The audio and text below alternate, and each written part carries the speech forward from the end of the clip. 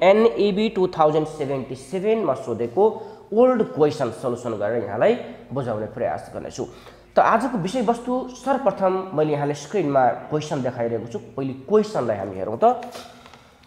क्वेशनमा रहेको छ the trial balance of a limited company as on Chaitra 31 last year is as under. अनि debit साइडमा चाहिँ दिएको छ यहाँ क्याश, ब्याड डेब्ट, debtors, wages, insurance, rent and salaries, fixed assets, opening stock, purchase र अदर एक्सपेन्सेस दिएको छ। त्यसैगरी क्रेडिट साइडतर्फ हेरौँ हामी सेल्स दिएको छ, जेनरल रिजर्भ दिएको छ, bills payable, creditors, PL account, share capital. अनि त्यसपछि एडिसनल इन्फर्मेसनमा पनि हामीलाई केही कुराहरू दिएको छ। हेरौँ first of all closing stock दिएको छ, डिप्रिसिएसन अन फिक्स एसेट्स दिएको छ, प्रपोज डिभिडेन्ड र रेन्ट ड्यू। यसरी यो क्वेशन्स हामीले दिएको छ र यस क्वेशनबाट हामीले चाहिँ फाइनल अकाउन्ट तयार पार्नेछौँ। ल आजको यसै क्वेशनलाई हामीले विषयवस्तु बनाएका छौँ र यसबाट मैले यहाँलाई चाहिँ भेरी सिम्पल तरिकाले, सजिलो तरिकाले बुझ्ने र मैले चाहिँ बुझाउने प्रयास गर्नेछु। ल यसको फर्स्ट अफ अल पहिलो अकाउन्ट हामी बनाउँछौँ ट्रेडिङ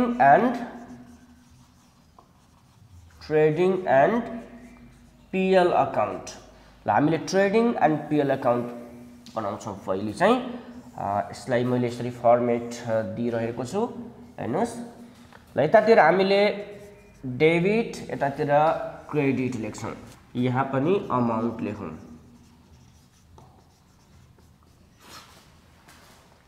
ल यसरी ट्रेडिङ एन्ड पिएल अकाउन्ट यो फर्मेटमा हामीले चाहिँ ट्रेडिङ पनि बनाउँछौँ र पिएल अकाउन्ट पनि बनाउँछौँ। ल मैले क्वेशन्स यहाँले देखाइसकेको छु। क्वेशन हेर्नुहोस् त यहाँले फेरि एकचोटि। सबैभन्दा पहिले हामी ओपनिङ स्टक देखिरहेका छौँ। यहाँ हामी लेखौँ ओपनिङ स्टक। हामीलाई 1 लाख रुपिस ओपनिङ स्टक दिएको छ, हामी पहिले त्यो लेख्छौँ। त्यसपछि सेकेन्डमा हामी क्वेशनमा हेरौँ पर्चेज दिइरहेको छ, हामी यहाँ पर्चेज लेखौँ। 11 लाख रुपिस दिएको छ। त्यसपछि हामीलाई पर्चेज रिटर्न पनि दिएको हुनसक्छ, हामी क्वेशनमा हेरौँ पर्चेज रिटर्न छैन, त्यसैले यो अमाउन्टले हामी यहाँ लेखौँ। यदि पर्चेज रिटर्न हुन्थ्यो भने हामी यसमा लेस गरेर राख्थ्यौँ, तर यो क्वेशन हामीलाई दिएको छैन। त्यसपछि हामी वेजेस देखिरहेका छौँ, वेजेस लेखौँ। वेजेसमा हामीलाई 1,50,000 दिएको छ, हामी यहाँ लेखौँ 1,50,000। त्यसपछि हामीलाई चाहिँ एडजस्टमेन्टमा वेजेसको सम्बन्धमा केही कुराहरू दिएको छैन। ट्रेडिङ अकाउन्टमा यति रहेको छ डेबिट साइडतर्फ। क्रेडिट साइडमा हामी सेल्स लेखौँ। सेल्स कति रहेको छ 17,50,000 सेल्स रहेको छ। त्यसपछि सेल्स रिटर्न छ कि छैन हामी क्वेशनमा हेरौँ। सेल्स रिटर्न हामीलाई यो क्वेशनमा दिएको छैन, यदि हुन्थ्यो भने हामी यहाँ चाहिँ रिटर्न लेख्थ्यौँ, सेल्स रिटर्न, तर यहाँ दिएन, हामी यतिलाई नै एमाउन्टमा लेखौँ। यसरी सेल्ससँग हामी सेल्स रिटर्न सब्ट्र्याक्ट गर्छौँ। त्यसपछि क्वेशनको एडजस्टमेन्टमा हेर्नुहोस् त, त्यहाँ चाहिँ क्लोजिङ स्टक दिएको छ, हामी यहाँ लेखौँ क्लोजिङ स्टक। क्लोजिङ स्टक कति रहेको छ 2,22,000। 2,22,000 हामीलाई क्लोजिङ स्टक दिएको छ। र ट्रेडिङ अकाउन्टमा यति आइटम्सहरू रहेको छ, यसलाई अब हामी ब्यालेन्स गरौँ। ल यो दुईटालाई जोडौँ, 17, 18, 19,72,000, यहाँ चाहिँ 19,72,000 हामीले पायौँ। र यहाँ पनि अब हामी ब्यालेन्स गर्छौँ 19,72,000। हेरौँ अब यहाँ हामी ब्यालेन्स गरौँ, हामीले यहाँ ब्यालेन्स गर्नुपर्ने भयो, जसलाई हामी के भन्छौँ ग्रस प्रॉफिट, सिडी। कति आउने भयो त 6,22,000। यसरी हामीले ब्यालेन्स गर्नुपर्ने भयो। यदि यहाँ क्रेडिट साइडमा थप्नु पर्थ्यो भने हामी त्यसलाई के भन्थ्यौँ ग्रस लस भन्थ्यौँ। डेबिट साइडमा हामीले थप्नुपर्ने भयो, ब्यालेन्स गर्नुपर्ने भयो, त्यसलाई हामी ग्रस प्रॉफिट भन्छौँ। त यसरी हामीले ट्रेडिङ अकाउन्ट चाहिँ बनाउँछौँ। अब यही फर्मेटमा हामीले चाहिँ प्रॉफिट एन्ड लस अकाउन्ट पनि बनाउँछौँ। हेरौँ यो ग्रस प्रॉफिट जुन आएको छ, यसलाई हामी अब प्रॉफिट एन्ड लस अकाउन्टको लागि यता पहिले सार्दियौँ बाई ग्रस प्रॉफिट बीडी सार्दियौँ 6,22,000 ल यसरी यो ग्रस प्रॉफिटलाई हामी यता सार्दियौँ। यदि यहाँ लस हुन्थ्यो ग्रस लस हुन्थ्यो भने हामी यहाँ लेख्थ्यौँ टु ग्रस लस भनेर लेख्थ्यौँ। अब फेरि क्वेसनतर्फ जाउँ हामी। प्रॉफिट एन्ड लस अकाउन्ट जाने एक्सपेन्सेसहरू हामी हेरौँ। सबैभन्दा पहिले त इन्सुरेन्स रेन्ट एन्ड स्यालेरी दिइरहेको छ, हामी हेरौँ यसमा लेखौँ त इन्सुरेन्स रेन्ट एन्ड स्यालेरी 3,35,000 हामीलाई यहाँ दिएको छ। अनि यसको चाहिँ एडजस्टमेन्टमा पनि दिएको छ, हेर्नुहोस् त रेन्ट ड्यू भनेर दिएको छ। क्वेसनमा मैले यहाँलाई देखाइरहेको छु रेन्ट ड्यू भनेको आउटस्ट्यान्डिङ रेन्ट, हामी यसमा प्लस गरिदिन्छौँ 8 रेन्ट ड्यू 8,000 रहेको छ, हामी यसमा प्लस गरिदिउँ। अब हामीले कति पायौँ 3,43,000 यसरी हामीले चाहिँ एड गर्छौँ आउटस्ट्यान्डिङलाई। त्यसपछि हामी क्वेसनतर्फ जाउँ। हामी क्वेसनमा देखिरहेका छौँ ब्याड डेट, त्यो लस हो, हामी यहाँ लेख्छौँ ब्याड डेट लेखौँ 20,000 हामीलाई दिइरहेको छ। त्यसपछि क्वेसनमा जाउँ हामीलाई एडजस्टमेन्टमा दिएको छ डिप्रिसिएसन अन फिक्स्ड एसेट्स। हेर्नुहोस् त डिप्रिसिएसन अन फिक्स्ड एसेट्स कति रहेको छ 5%। ल फिक्स्ड एसेट्स हामीलाई चाहिँ 9 लाख रुपिस दिएको छ, 9 लाखको 5%ले हामी कति पायौँ त्यो यहाँ लेखौँ हामी डिप्रिसिएसन अन फिक्स्ड एसेट्स लेखौँ डिप्रिसिएसन अन फिक्स्ड एसेट्स।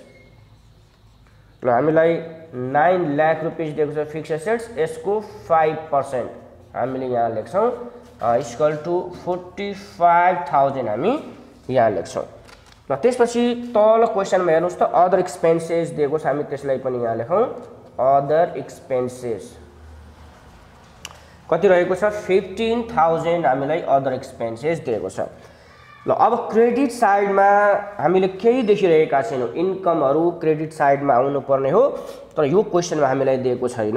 यति नै मैले देखिरहेको छु पिएल एकाउन्टमा पोस्टिङ हुने आइटम्सहरू। अब यसलाई हामी ब्यालेन्स गरौँ त। ल यहाँ केही आएन, यसैलाई जोडौँ 6,22,000 हामी यहाँ ल्याउँ। अब यसलाई पनि इक्वल पार्नु पर्यो 6,22,000 हामी पारौँ। अब यतिलाई प्लस गरेर यसबाट हामी माइनस गरौँ त कति पाउँछौँ हामीले यहाँको ब्यालेन्स कति पायौँ 1,99,000 हामीले पायौँ। ल यो हामीले ब्यालेन्सिङ गरेको, यो ब्यालेन्सिङ गरेकोलाई हामी के भन्छौँ नेट प्रॉफिट सिडी। यदि यता हामीले ब्यालेन्स गर्नु पर्थ्यो भने नेट लस हामी लेख्छौँ। ल यसरी हामीले नेट प्रॉफिट चाहिँ यहाँबाट क्याल्कुलेसन गरिसक्यौँ। अब हामीले ट्रेडिङ अकाउन्ट चाहिँ ए नम्बरमा र पिएल अकाउन्ट बी नम्बरमा हामीले क्वेसनमा दिएको छ, त्यो ए र बी को हामीले यहाँ सोलुसन गरिसक्यौँ। अब त्यसपछि हामीले थर्ड नम्बरतर्फ जाउँ। र थर्ड नम्बरमा हामीले पिएल एप्रोप्रिएसन अकाउन्ट बनाउँछौँ। यसलाई पनि हामी डेबिट र क्रेडिट साइड पार्छौँ, यतातिरको डेबिट यतातिरको क्रेडिट। ल यहाँ चाहिँ हामी डेबिट यता क्रेडिट। ल यहाँ पनि हामीले यता पर्टिकुलर्स एमाउन्ट लेख्छौँ ब्यालेन्स बिडी। ल यो चाहिँ फ्रम ट्रायल ब्यालेन्स, क्वेसनमा हामीलाई पिएल एकाउन्ट अथवा रिटेनिङ अर्निङ दिएको छ, त्यसलाई हामी यहाँ लेख्छौँ कति 2,50,000। ल हामीले यो कहाँबाट ल्याउँ त क्वेसनमा हामीलाई हेर्नुहोस् त, क्वेसनमा हेर्नुहोस् तपाईँले पिएल अकाउन्ट दिएको छ, कुनै क्वेसनमा चाहिँ रिटेनिङ अर्निङ पनि दिएको हुनसक्छ, त्यसलाई चाहिँ हामी क्वेसनबाट ल्याएर राख्छौँ बाई ब्यालेन्स बिडी भनेर मैले यहाँ लेखेँ फ्रम ट्रायल ब्यालेन्स। त्यसपछि यहाँ हामी लेख्छौँ नेट प्रॉफिट। ल यो नेट प्रॉफिट चाहिँ हामी अहिले भर्खरै हामीले क्याल्कुलेसन गरेको छौँ प्रॉफिट एन्ड लस अकाउन्टबाट हो, त्यो नेट प्रॉफिट हामी यहाँ ल्याउँछौँ 1,99,000। यो चाहिँ फ्रम पिएल अकाउन्ट, हामीले क्याल्कुलेसन गरेको पिएल अकाउन्टबाट यहाँ ल्याउँछौँ। यति कुरा हामीले लेख्छौँ। अनि यतातिर हामी डेबिट साइडमा हामी general reserve transfer to general reserve हामीले क्वेसनमा छ कि छैन हेर्नुस् त मैले क्वेसनमा देखिरहेको छैन यदि हुन्थ्यो भने यो जेनरल रिजर्भ हामी यहाँ लेख्थ्यौं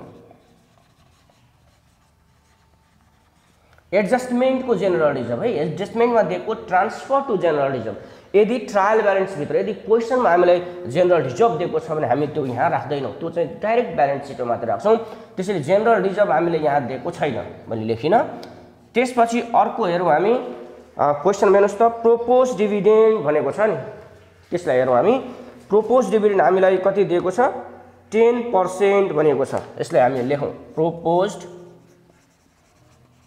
डिभिडेन्ड 10% अन शेयर क्यापिटल हाम्रो 5 लाख छ यसको 10% हामीले निकाल्नु पर्ने भो 50,000 ल यसरी हामीले डिभिडेन्ड चाहिँ क्यापिटलको 10% भनेर हामीले क्वेसनमा दिएको छ त्यसपछि अब हामी यसमा यति नै देखिरहेका छौं यसमा अरु हामीले देखेनौं छैन यसमा रिटेनिङ अर्निङमा अथवा पीएल एप्रोप्रिएसन आउने आइटम्सहरु यति नै रहेको छ अब हामी यो दुईटालाई ट्याली गरौँ त जोडौँ त कति हो 4,49,000 हामीले यो दुईटालाई ट्याली गर्दा पाउँछौं अब यहाँ पनि हामीले 4,49,000 ब्यालेन्स गर्नुपर्ने भयो हामीले यहाँ थपौं कति आउने भयो त हामीलाई थप्नु पर्दा हामीले 3,99,000 यहाँ थप्नु पर्ने भयो ब्यालेन्सिङ फिगर त्यसलाई चाहिँ हामी ब्यालेन्स सिडी भनेर ल्याउँछौं ल यो हामीले क्याल्कुलेसन गर्यौं है हामीले ल्याउने भनेको यो हो यो हामीले ब्यालेन्स जुन गर्यौं यसलाई अब हामी ब्यालेन्स सिटमा पनि लिएर जान्छौं त यसरी हामीले पीएल एप्रोप्रिएसन अकाउन्ट सजिलैसँग बुझ्न सक्छौं अब हाम्रो लास्ट स्टेज ब्यालेन्स सिट बनाउँछ अब ब्यालेन्स सिट ल एज अन भनेर हामीले इयर राख्छौं हामीले डेटमा दिएको छ 31 चैत्र एज अन चैत्र 31 भनेर हामीले लेखिदिन्छौं ल अब हामी ब्यालेन्स सिट बनाऊ ब्यालेन्स सिटमा हामीले यसरी कोलन बनाऊ यहाँ चाहिँ डेबिट र क्रेडिट नलेखौं यहाँ चाहिँ लायबिलिटीज लेखौं यहाँ चाहिँ अमाउन्ट लेखौं यहाँ चाहिँ एसेट्स लेखौं यहाँ चाहिँ अमाउन्ट लेखौं ल यसरी हामीले ब्यालेन्स सिटको यो स्ट्रक्चर यो फर्मेटबाट बनाउँछौं ल अब हामीले ब्यालेन्स सिट बनाउँदा मार्सलिङ गरेर है छुट्याएर हामीले बनाउनु पर्ने हुन्छ ल हामीले सर्वप्रथम त शेयर क्यापिटलबाट हामी हेरौं शेयर क्यापिटल के छ त हाम्रो क्वेशनमा हेर्नुस् क्वेशनमा शेयर क्यापिटल भनेको छ 5 लाख हामी यहाँ लेखौं शेयर क्यापिटल हामीले हेडिङ छुट्याएर लेख्नुपर्छ है क्लास 12 को अकाउन्टमा चाहिँ हामीले हेडिङ छुट्याएर लेख्नुपर्छ त्यसैले क्यापिटल तर्फ हामीले 5 लाख रुपैयाँ यहाँ लेखिरहेका छौं त्यसपछि दोस्रो हेडिङमा हामीले रिजर्भ एन्ड सरप्लस लेख्छौं रिजर्भ एन्ड सरप्लस यो हेडिङ तर्फ हामीले हेरौं त हामीलाई क्वेशनमा हेर्नुस् क्वेशनमा हेर्दा हामीले जेनरल रिजर्भ पाउँछौं जेनरल रिजर्भ र ट्रायल ब्यालेन्स भित्र रहेको जेनरल रिजर्भलाई हामी यहाँ लेख्छौं 1,20,000 त्यसपछि हामीले पीएल एप्रोप्रिएसन बनाउँदा जुन ब्यालेन्स सिडी निकालेको छौं त्यो ब्यालेन्स सिडीलाई हामी यहाँ लेख्छौं पीएल एप्रोप्रिएसन अकाउन्ट कति थियो त हामीले निकालेको 3,99,000 यो चाहिँ कहाँबाट आयो त पीएल एप्रोप्रिएसन अकाउन्टबाट हामीले जुन ब्यालेन्स गर्यौं नि हो त्यो चाहिँ हामी यहाँ लिएर आउँछौं त्यसपछि आयो करेन्ट लायबिलिटीजहरु हेरौं हामी अरु रहेको छैन यसमा हामीलाई करेन्ट लायबिलिटीजहरु हेरौं त के रहेको छ क्रेडिटर्स छ ल क्रेडिटर्स कति रहेको छ 3,40,000 त्यसपछि आयो बिल्स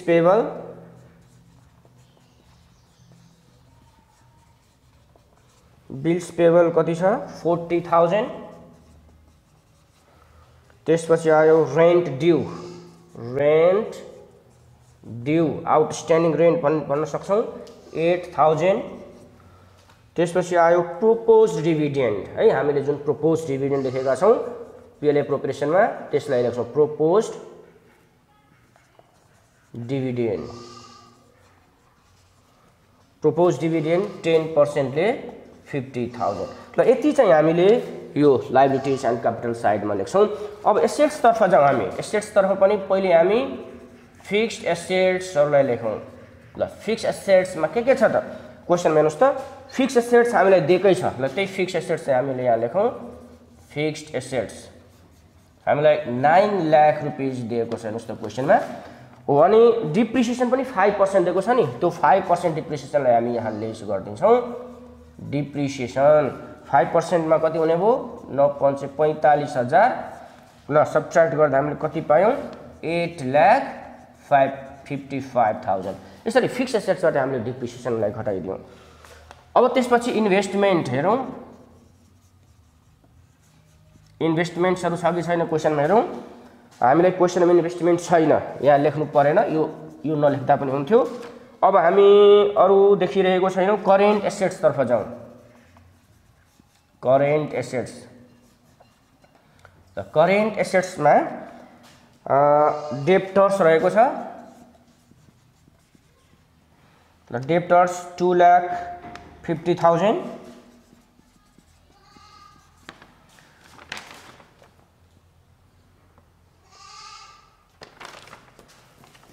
त्यसपछि cash balance, cash 1,30,000।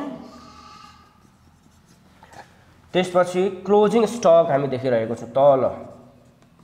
Closing stock 2,22,000।